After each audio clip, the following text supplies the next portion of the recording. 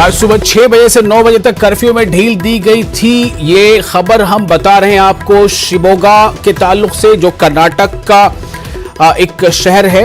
बजरंग दल कारकुन के कत्ल के बाद शिवमोगा में तशद्दुद हुआ था, लेकिन अब ये खबर है कि वहां हालात बहुत हद तक काबू में है और इस मामले में कुल 8 नौजवानों की गिरफ्तारी की बात सामने आ रही है। कर्नाटक के शिवमोगा में हालात काबू में है और सुबह 6 से 9 बजे तक कर्फ्यू में ढील दी गई थी। इस दौरान ये महसूस किया गया कि हालात जो है वो काबू में हैं और ये कर्नाटक के इस शिवमोगा के बारे में ये खबर लगातार आ रही थी कि क्या वहां पर जो कुछ भी हुआ उसमें कहीं ना कहीं जो मकामी लॉ एंड ऑर्डर है, जो मकामी इंतजामिया है, उसकी थोड़ी तसाहुली रही, जिसकी वजह से एक खास इलाके में लोगों ने जो है वहां पर बहुत कुछ परेशानियां खड़ी की। कुछ गाड़ियों को आग के हवाले कर दिया था, घरों में पत्थर भी बरसाए थे।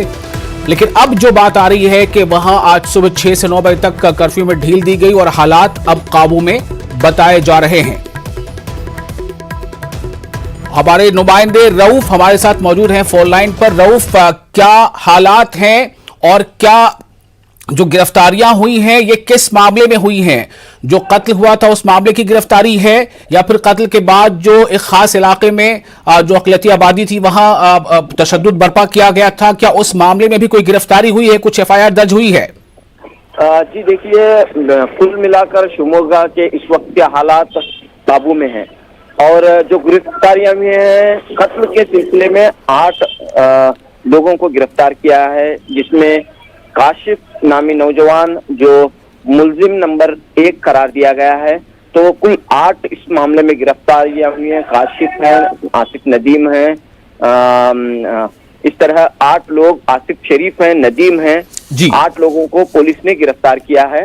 तो ये मामले में हर्षा नामी बजरंग दल के कारकुन के कत्ल के सिलसिले में इन्हें गिरफ्तार किया गया है। तो आज जो 6 से 9 तक ढील दी गई थी कर्फ्यू में, क्या फिर 9 बजे के बाद फिर से कर्फ्यू का निफाज अमल में है? बिल्कुल, इस वक्त कर्फ्यू जारी है। 9 बजे के बाद दोबारा जो है यहाँ पे कर्फ्यू नाफिज कर दी गई है और ये सिलसिला कब तक जारी रहेगा अभी इस सिलसिले में कोई बात सामने नहीं आई है, लेकिन इस वक्त कर्फ्यू नाफिज कर दी गई है ताकि कोई नाखुशगवार वाकया या जुलूस और एहतजाज न हो, इसलिए एहतियातन पुलिस ने ये कदम उठाया है। अब जो मामलात पेश आए हैं, जैसा कि आपने पूछा कि जो तशद्दुद हुआ, नुकसानात हुए, क्या इस सिलसिले में गिरफ्तारियां हुई हैं, इस ताल्लुक से जो है बड़ी तादाद में नौजवानों को हिरासत में जरूर लिया गया है, लेकिन गिरफ्तारियां क्या हुई हैं इस ताल्लुक से अभी कोई बयान पुलिस की जानिब से नहीं आया है। जी, एक और चीज जानना चाहूंगा कि इस पूरे मामले में क्या ये जो कत्ल का मामला हुआ है, जिस तरह से अपोजिशन पार्टियां हैं वो कह रही हैं कि वो मामला सीधे सीधे कानून इंतजामिया से जुड़ा मामला था और उसे पुलिस बहुत अच्छे तरीके से डील कर सकती थी, उसकी FIR दर्ज होती, इन्वेस्टिगेशन होती और जिस पर भी शक था, जो भी इस मामले में मुलजिम होता, उसकी गिरफ्तारी होती, उसके खिलाफ अदालती कार्रवाई होती। लेकिन ऐसा ना होकर कुछ वजीर हैं, कुछ मिनिस्टर्स हैं, उन्होंने बयानात ऐसे दिए जिससे इश्ताल अंगेजी बढ़ती गई। नतीजा ये है कि 144 दफा का निफाज होने के बावजूद वहां पर सड़कों पर काफी भीड़ नजर आई।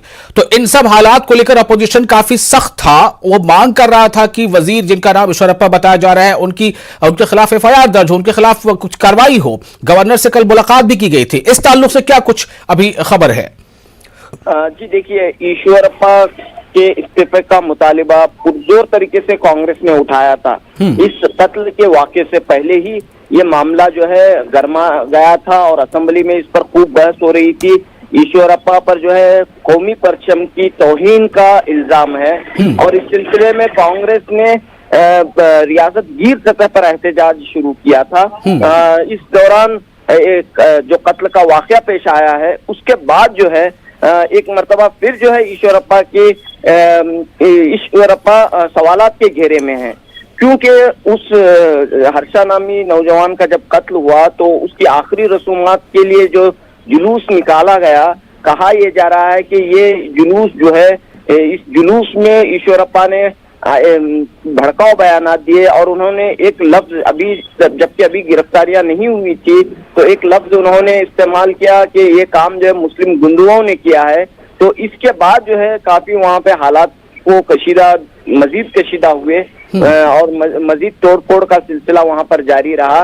तो मिली तंजीमें और कर्नाटक की मिली तंजीमों और उलमाए कराम ने ये मुतालिबा किया है कि जो तशद्दुद हुआ है उसके लिए रास्त तौर पर ईश्वरप्पा जिम्मेदार हैं, तो उन्हें जो है फौरी तौर पर बर्खास्त किया जाना चाहिए। ये मुतालिबा दोबारा उठ रहा है और दोबारा इस सिलसिले में एहतजाज का सिलसिला भी जारी है।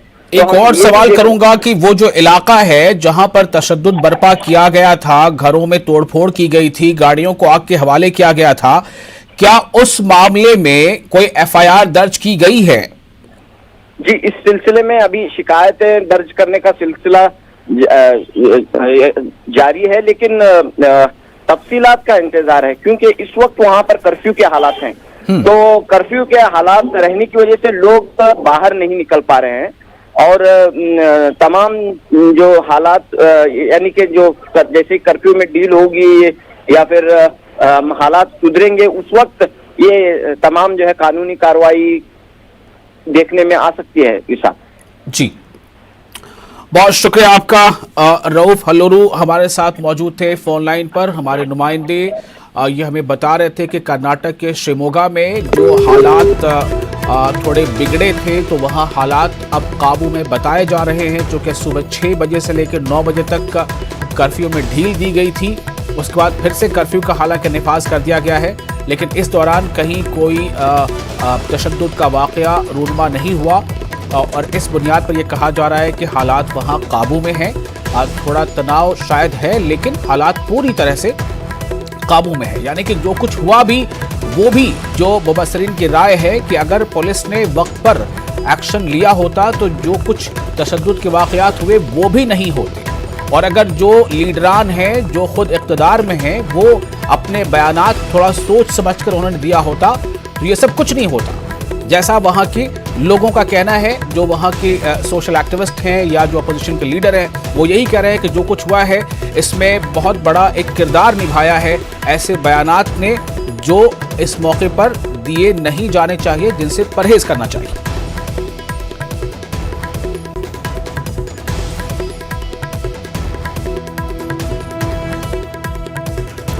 तो ये तस्वीरें आप देख रहे हैं कर्नाटक के शिमोगा की, और खबर अहम यही है कि कर्नाटक के शिमोगा में हालात बहुत हद तक काबू में है और कर्फ्यू का नफाज हालांकि जारी है। सुबह 6 बजे से 9 बजे तक कर्फ्यू में ढील दी गई थी। इस दौरान कहीं से कोई पुरतशद्दुद वाक़या सामने रूनुमा नहीं हुआ और इस वजह से ये कहा जा रहा है कि अगर कर्फ्यू पे इस तरह से अगर हालात काबू में रहे तो मज़ीद जल्द इसमें राहत दी जा सकती है। आप देख सकते हैं सिक्योरिटी को लेकर कितनी तैनाती है वहाँ पर, लेकिन अलविया यही है कि जब कुछ मामला बिगड़ने का इम्कान रहता है उस वक्त एक्शन फौरी तौर पर लेने में ताख़ीर होती है, जिसकी वजह कर चंद लोगों को जिनका किसी ख़ास मामले से कोई लेना देना नहीं होता उन्हें नुकसान उठाना पड़ता है। उनकी गाड़ियां जला दी जाती हैं, उनके घरों पर पथराव हो जाते हैं। दफ़ा 144 का नफाज होता है, उसके बावजूद लोग जो है ख़ास रंग का झंडा लेकर सड़कों पर निकल आते हैं और वो तशद्दुद करते हैं। तो जितनी सख्ती और मुस्तैदी अब नज़र आ रही है, उम्मीद करनी चाहिए कि आगे भी हालात इसी तरह न सिर्फ ये कि काबू में रहेंगे बल्कि आम हालात की तरफ वो बढ़ते जाएंगे।